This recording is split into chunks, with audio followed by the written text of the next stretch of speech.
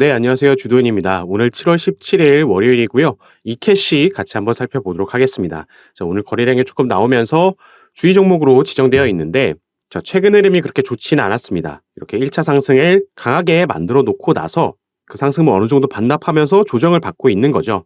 그런데 이 조정받는 구간에서 너무 불안해하실 필요가 없다라고 말씀드렸던 게 이런 조정은 당연히 반드시 나와줘야 되는 건전한 조정이다라고 말씀드렸습니다. 자, 이때 이 포기하는 개미들은 다 떨궈내고 나서 다시 한번 지지 라인을 확인하고 2차 상승이 나온다라고 말씀을 드렸죠. 그래서 이렇게 조정을 받을 수 있는 조정을 받으면서 지지 라인을 확인하는 게 중요한 건데 이전에 제가 이렇게 칸칸이 나눠져 있는 피보나치 되돌림 수열을 적용해 드리면서 이쯤에서 지지받을 수 있다라는 라인을 말씀드린 적이 있습니다.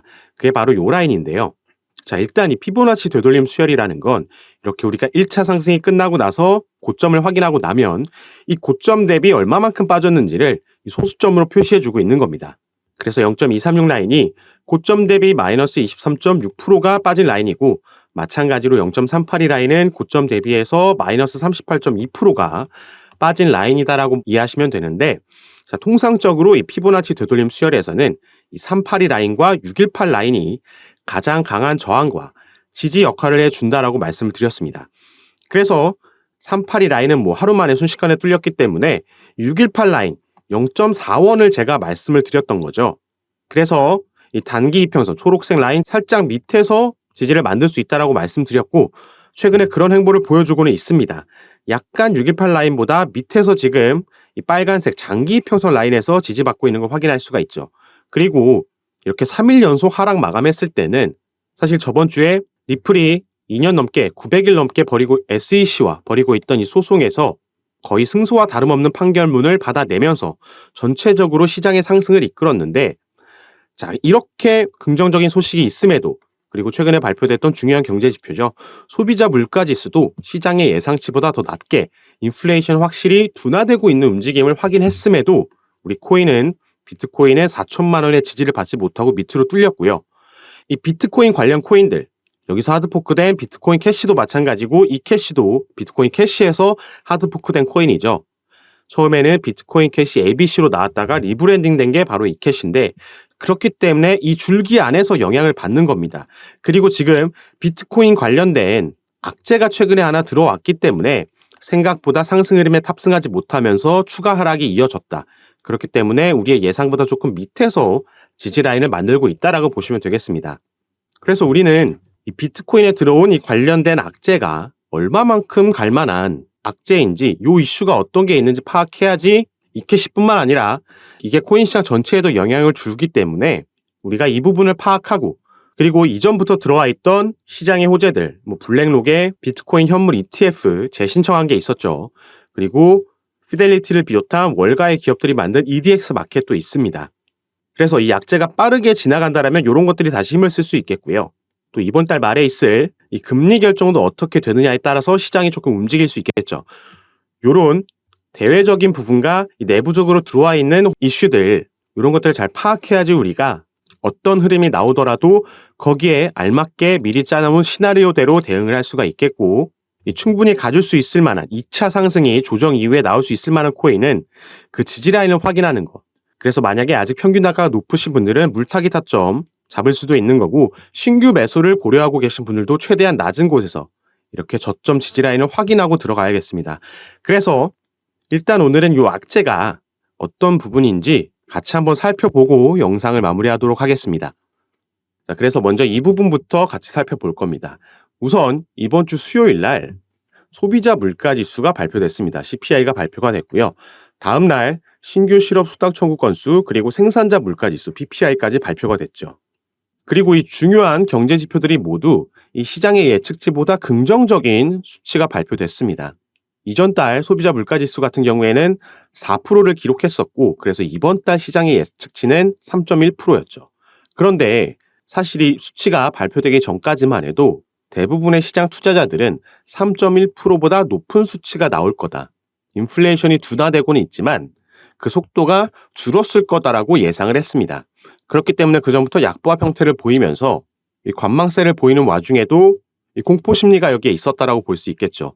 그런데 실제로 발표된 수치를 보니까 오히려 예측치보다 낮은 확실하게 인플레이션이 둔화되고 있다는 움직임을 수치로 우리가 확인할 수가 있었고, 더 중요한 근원 CPI도 상당히 긍정적인 수치가 발표가 됐습니다.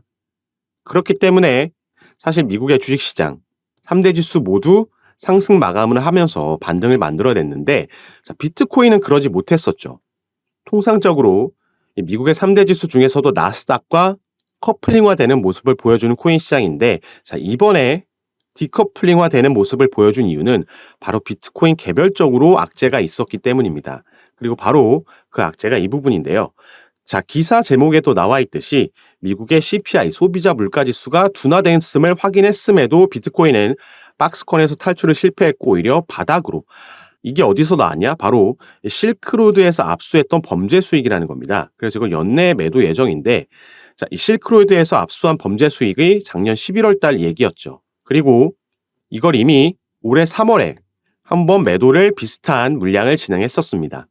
그렇기 때문에 이전에 이런 전례가 있기 때문에 지갑에서 이동된 게 포착이 되니까 또 한 번 이들이 이 물량을 매도하려고 하는구나 라고 시장이 지금 예측하고 있기 때문에 하방 압력을 받고 있는 거죠.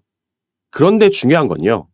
우리가 비트코인의 차트를 3월 달을 봤을 때 3월 달이 처음으로 범죄 수익 물량을 매도한 때인데, 보시면 이때가 3월이죠. 미국 정부 월렛에서 매도를 했을 때 하락세를 보이긴 했지만 다행히 빨간색 장기 이평선의 지지를 받고 나서 오히려 한 달간 상승한 모습을 확인할 수가 있습니다. 그리고 현재 상황은 리플도 최근 SEC와의 소송에서 거의 승리에 가까운 결과를 받아냈고, 블랙록을 포함한 여러 미국 월가의 대형 기업들이 비트코인 현물 ETF를 신청해 놓은 상태죠. 한번 SEC에서 거절당했지만 이 거절한 사유에 대해서 수정 보완해서 재신청해 놓은 상태입니다. 그렇기 때문에 어느 때보다 이 승인의 확률이 높다라고 볼 수 있는 거고, 이 같은 맥락에서 미국의 월가 기업들, 피델리티를 포함해서 6개의 기업들이 만든 거래소죠. EDX 마켓도 최근 거래를 시작했다라는 점, 그리고 파월 의장도 최근 연설에서 코인을 하나의 화폐로 인정하는 멘트를 했다라는 이런 여러 호재들이 아직 시장에 남아있기 때문에 지금 투자자들이 걱정하고 있는 미국 정부에서의 비트코인 매도, 요게 진행되고 나서 끝나고 나면 우리가 바닥을 확인할 거고요. 그리고 나서 오히려 더 큰 반등을 만들어낼 수 있는 재료들이 살아있다고 볼 수 있겠습니다. 그래서 우리는 요 타점을 잘 잡고 들어가는 게 중요하겠죠. 시장이 이렇게 움직인다라면은 다른 알트코인들도 비슷한 움직임을 가져올 수 있다라고 볼 수 있겠고요. 그럴 때는 우리가 시가총액이 작은 세력들이 들어온 작전 코인들보다, 그때는 세력들이 이런 작은 코인에서 굳이 작전을 펼치지 않아도 비트코인을 포함한 대형 알트코인들이 상승 흐름으로 움직여 줄 거기 때문에, 그리고 우리가 기다리고 있는 내년 비트코인 반감기 때 그때도 마찬가지로 이런 움직임을 보여줄 거기 때문에 그때 시장 상황에 맞게 우리가 종목을 선정하고 단가를 잘 잡고 들어가야 된다라고 말씀을 드리는 겁니다. 이 반감기라는 건 비트코인 생산량이 반으로 줄어들기 때문에 그만큼 가치가 올라가면서 대세 상승장이 나오는 그 사이클을 의미하는 거죠. 이게 4년에 한 번씩 돌아오고, 그렇기 때문에 이 반감기가 돌아오는 게 2024년 현재 4월로 예상되고 있습니다. 이 전부터 시장이 어떤 흐름을 차트를 그려가냐도 중요한 거고, 우리가 어느 매수가를 가지고 있냐, 평균 단가를 가지고 있냐가 중요하겠죠.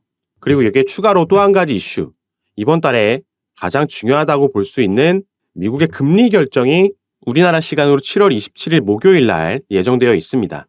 그래서 현재까지는 25bp를 인상하는 게 기정사실화되어 있는데요. 그렇기 때문에 중요한 게 이 이후에 금리 결정을 하고 나서 있을 파월 의장의 기자회견에서 이 사람이 어떤 발언을 하느냐, 이 부분이 시장에 가장 큰 영향을 줄 겁니다. 현재 시장은 최근에 이 소비자 물가지수가 긍정적으로 인플레이션이 둔화되고 있는 움직임을 확인했기 때문에 저번에 파월 의장이 의중을 내비쳤던 것처럼 연내 2번의 추가 인상을 하겠다라고 했었는데, 이게 2번이 아니라 한 번으로, 그러니까 이번 달 27일 날 한 번 25bp 인상하고 연내 추가 인상이 없을 수도 있다라는 기대감을 지금 가지고 있습니다. 그런데 파월 의장이 만약에 매파적인 발언을 이날 쏟아낸다라면은 당연히 기대감은 실망감으로 바뀌면서 추가 하락을 예상할 수 있겠고요. 여기에 미국 정부에서의 매도까지 이어진다라면은 조금 힘든 시기가 길어질 수도 있습니다. 그래서 최대한 이번 달은 이렇게 버티는 국면으로 갈 공산이 크고 그 이후에 우리가 바닥을 확인하고 나서 다시 말씀드리지만 반등이 나왔을 때 이 매수 타점을 저가에서 잡고 가는 게 가장 핵심 포인트가 되겠죠. 그래서 이런 부분 제가 전부 카톡방에서 무료로 여러분들 보유하고 계신 코인들 그리고 포트폴리오 보면서 현재 상황에 맞게 잡아 드릴 거니까요. 여러분들이 위에 보이시는 제 전화번호 010-4951-8464번 제 전화번호로 숫자 4라고 문자 보내주시면요. 제가 카톡방 입장 도와드릴 거고 거기서 전부 무료로 이런 부분 상담도 해드리면서 타점 그리고 전략 잡아드리겠습니다. 시장이 주말 사이에 조금 밀리고 있다라고 해서 너무 불안해하시고 걱정하실 필요 없고요. 이런 부분 같이 투자하시는 분들과 함께 하시면서 정보도 가장 빠르게 받아보시고 제가 드리는 타점 그리고 종목들 받아보시면서 최대한 빠르게 수익 전환하셔서 재밌게 오래 코인 시장에서 함께 투자하실 수 있었으면 좋겠습니다. 자, 그럼 오늘 영상도 끝까지 시청해 주셔서 너무 감사드리고요. 여러분들의 성공 투자 진심으로 기원하겠습니다. 감사합니다.